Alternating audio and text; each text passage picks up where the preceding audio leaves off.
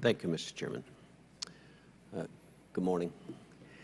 I think I'd like to thank the Chairman for scheduling this hearing. Obviously important. We still have far too many fatalities on our highways, so I applaud the effort of the coalition to reduce that to zero. It's a laudable goal, one that I think can be achieved. I did just a point of clarification, Mr. Danielson, in response to another question. We've seen those deaths rise slightly, I think about 9% in 2015, and then first 6 months of 2016 might have an uptick as well. You mentioned vehicle miles traveled is up as well. So are you saying if you compared the two, are we still declining as a rate per vehicle miles traveled? The fatality rate outpaced the rate increase with vehicle miles traveled. There's a well-known correlation between fatalities and vehicle miles traveled. And when you take a look past the last major 4 recessions, you can actually see the dip in both the VMT and the fatality rate. However, it doesn't answer the whole question. What we do know is that as the economy recovers and price of gas or something, that part of the population that is most sensitive to the price of gas and tends to travel more when the economy starts to recover and the gas prices go along, also tends to be that part of the population that is overrepresented in crash populations because they tend to be inexperienced drivers, either very young drivers or very, very old. So there seems to be a kind of a multiplying effect. Yeah.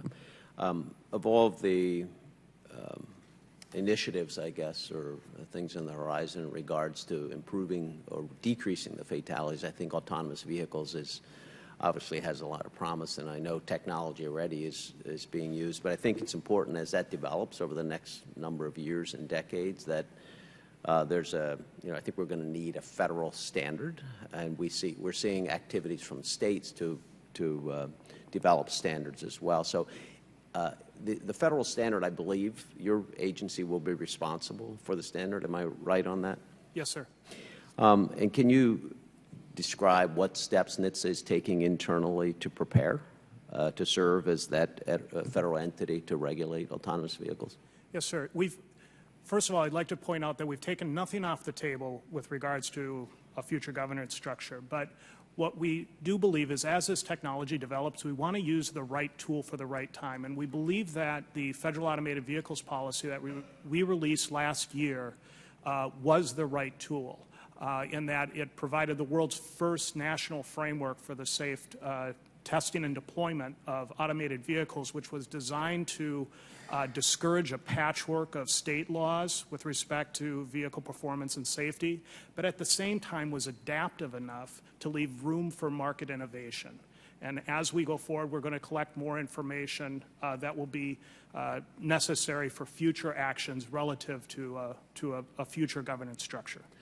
I believe there was a period to take public comments as a part of that. What's the next step in addressing those comments? Last month, the Secretary in Detroit announced that the NHTSA and the Department would be releasing an updated version of the Federal Automated Vehicles policy within the next few months, and she's directed NHTSA to begin to prepare that update, and we're doing that right now.